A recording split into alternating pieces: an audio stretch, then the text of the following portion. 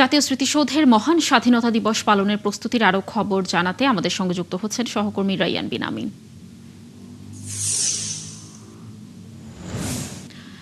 রাইয়ান, আমরা দর্শকদেরকে যেমনটি জানাচ্ছিলাম যে জাতীয় স্মৃতিসৌধ একদমই ধুয়ে মুছে চকচকে করা হয়েছে স্বাধীনতা দিবসকে সামনে রেখে। স্বাধীনতা দিবসের প্রস্তুতির আর কি কি চিত্র আপনার চোখে ধরা পড়েছে, নিরাপত্তার বিষয় একটু জানবো আপনার কাছে।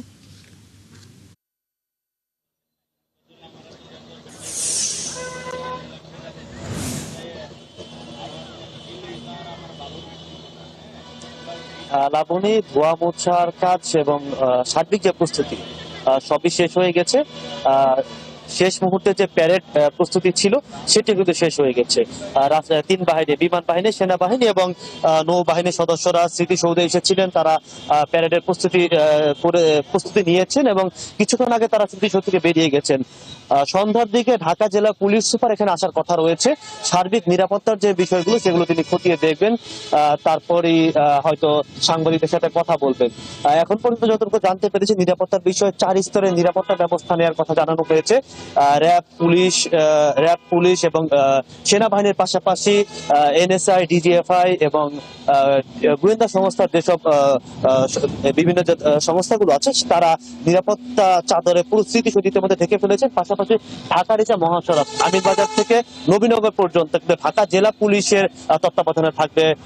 আজকে রাতের পরে তারা নিয়ন্ত্রণে নিয়ে নেবেন এবং গতকাল রাষ্ট্রের যারা ঊর্ধ্বতন কর্মকর্তা আছেন, প্রধানমন্ত্রী আছেন, রাষ্ট্রপতি আছেন, পাশাপাশি মন্ত্রী পরিষদ সদস্য আছেন, তারা যাওয়ার আগ পর্যন্ত আসলে এই ঢাকার যে মহাসড়কে যান চলাচল কিছুটা সময়ের জন্য বিঘ্ন ঘটতে পারে বলে আমাদের জানিয়েছেন। সকাল 7টার পর থেকে আবার সব স্বাভাবিক হয়ে যাবে এবং জনসাধারণের জন্য স্মৃতিসৌধ উন্মুক্ত করে দেওয়া হবে। এর বাইরে এখন দেখতে পাচ্ছি যে স্মৃতিসৌধের ভেতরে কিন্তু মশক নিধন অর্থাৎ মশা নিধনের কিন্তু স্প্রে দেওয়া হচ্ছে পুরো স্মৃতিসৌধে। আর এই অঞ্চলটাতে কিন্তু মশা প্রকোপ বেশ বেড়েছে, যার কারণে এমন কার্যক্রম নেওয়া হচ্ছে। আর বর্তমানে গণপূর্তে যারা কর্মকর্তা আছেন তারা কিন্তু ভেতরে একটি সভা করছেন যে সার্বিক প্রস্তুতির বিষয়ে আর কোনো কিছু।